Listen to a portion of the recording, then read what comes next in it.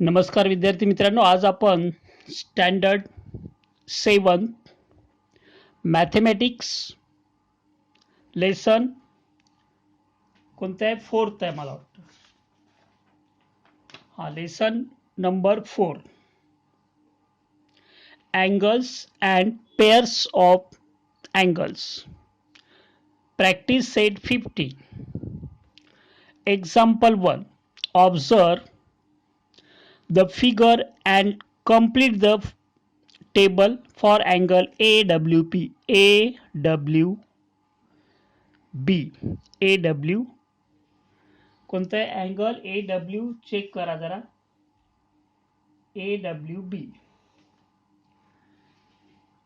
y point इकडे आहे. Figure मध्ये नीट बघा. अँगल AWB y इथे नाही आहे, चुकून इथे झालाय, y इथे आहे. AWB अँगल AWB चा इंटिरियर पार्ट म्हणजे या आर्मच्या वरच्या बाजूस, याच्या इकडे बाजूस इंटिरियर पॉइंट आहेत R, N, X, C. हे 4 पॉइंट इंटिरियर आहेत. Point A, point W, point G and point B हे आर्म वरती आहेत. आणि ह्या अँगलच्या जे आतमध्ये नाहीत त्याला आपण एक्सटिरियर म्हणजे बाहेरचे. एक्सटिरियर म्हणजे बाहेर. एक्झिट लिहिलेलं असतं. एक्झिट म्हणजे बाहेर पडण्याचा मार्ग, तुम्हाला माहिती आहे. इन म्हणजे आत, इन म्हणजे आत, एक्झिट म्हणजे बाहेर. आत पण नाही आणि बाहेर पण नाही. Not interior, not exterior, all that point, such points lies on the angle. ते अँगलवर असतात. तर इथे आपल्याला लिहायचं आहे point in the interior. Interior मध्ये कोणते पॉइंट आहेत? R, then C, then N and point X. Interior points, point in the interior. In the interior it means in the angle between two arms. Point in the exterior, point which are not on the angle वर पण नाही, आतमध्ये पण नाही, असे point. T बाहेर आहे, U, Q, V and Y. Point T, point U दिसतोय,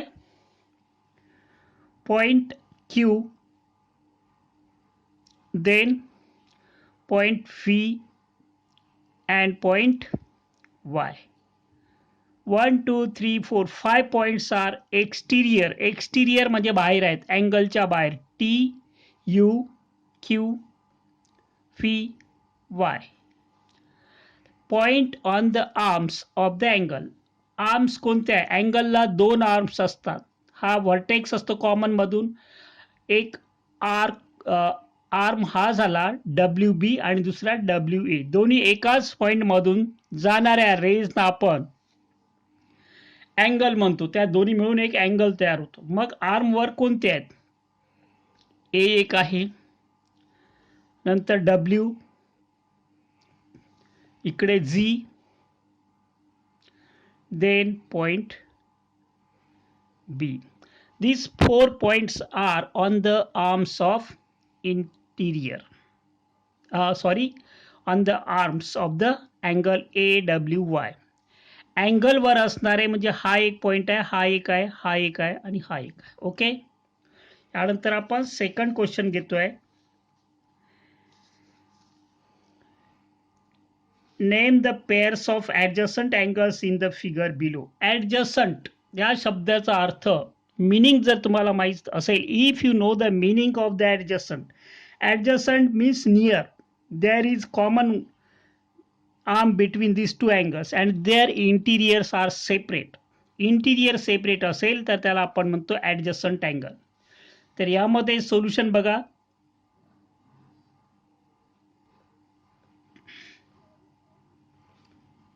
सोल्युशन, अँगल कुठूनही स्टार्ट करू शकता तुम्ही. एक घेतलं angle ANC,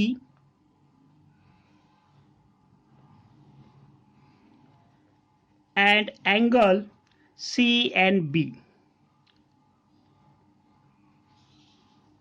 Okay, A and C, C and B, common vertex N आहे आणि कॉमन R रे NC दोन्ही मध्ये आहे. हा एन सी जो आहे दोन्ही याचा आर्म आहे, एन सी आणि एन सी, आणि हा कॉमन वर्टेक्स जो आहे तो एन आहे. ओके. आणि कॉमन वर्टेक्सच्या अपोजिट साईडला बाकीचे 2 पॉईंट्स असतात, ए आणि बी. अपोजिट साईडला असतात आर्म, बाकीचे अनकॉमन आर्म्स. दुसरं एक घेतलं आपण.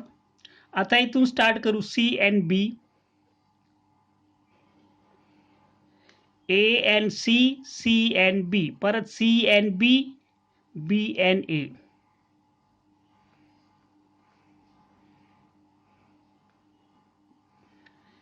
ए पासून स्टार्ट केला, हा पहिला दुसरा, नंतर दुसरा तिसरा, आता तिसरा चौथा, म्हणजेच थर्ड अँगल असेल.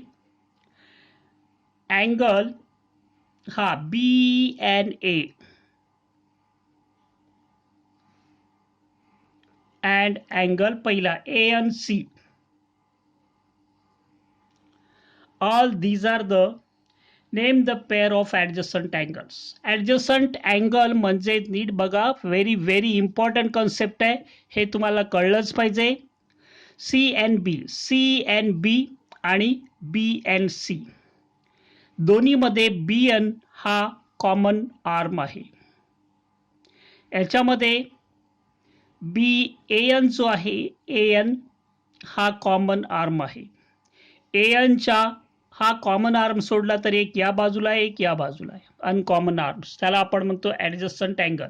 ॲडजस्टंट अँगलचे इंटिरियर पार्ट्स वेगळे असतात. या अँगलचा पार्ट बी एन एचा हा इंटिरियर आहे आणि ए एन सीचा हा इंटिरियर आहे, सेपरेट असतात. ओके. याच्यामध्ये सोल्युशन बघा. यामध्ये एकच अँगल आपल्याला दिसतो ॲडजस्टंट. ॲडजस्टंट म्हणजे एकाच कॉमन एक आर्म असतो त्यामध्ये, P Q R and P Q T. Angle P Q R, P Q R आणि पी क्यू टी.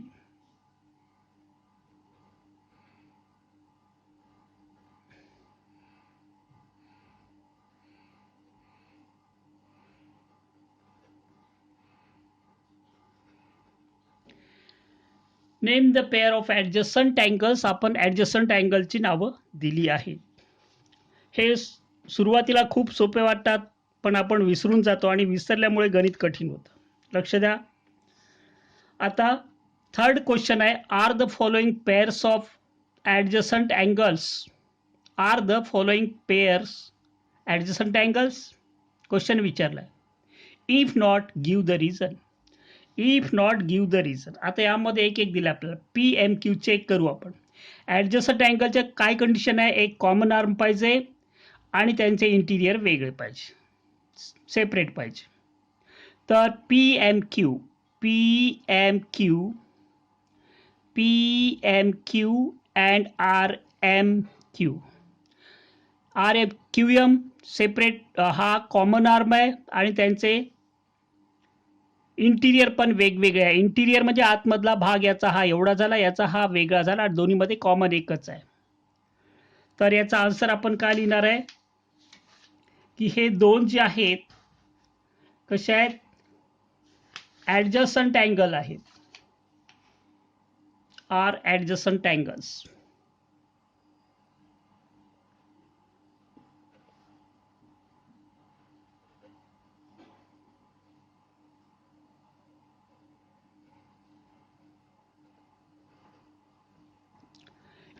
जर नसेल तर रिझन द्यायचं आहे. Angle R M Q, R M Q and S M R, R M Q S M R. S M R ह्याच अँगलमध्ये आहे, त्याचं इंटिरियर डिफरंट नाही आहे.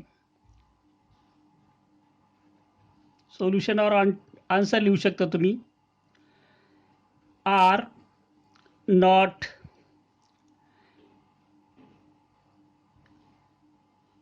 adjacent angles because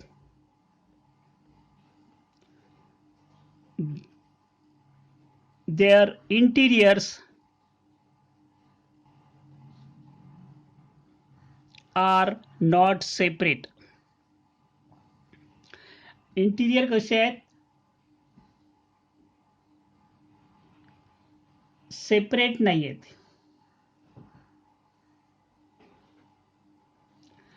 सेपरेट नाही म्हणजे आर एम क्यू जो आहे यामध्येच आर एम एस आहे. यांचा कॉमन जो आर्म आहे नीट बघा, आर एम एम आर हा कॉमन जर असेल तर दोन्ही एकाच बाजूला दुसरे अनकॉमन आर्म येतात. एक इकडे यायला पाहिजे, एक इकडे यायला पाहिजे, तसं होत नाही. तिसरं बघा, अँगल दिसतोय का बघा जरा, R M S and R M T. R M S R M T, R M S R M T, R M S R M T same आहे, त्याच्या आतमध्येच आहे. आन्सर लिहा पाहिजे तर angles are not adjacent angles because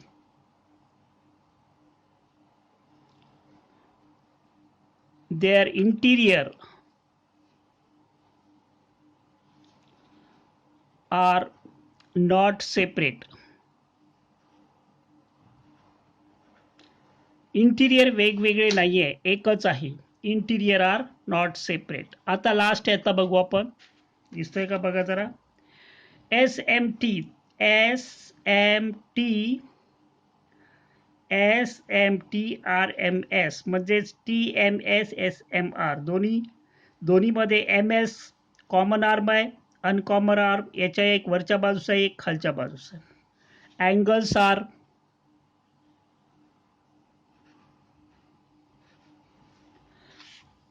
angles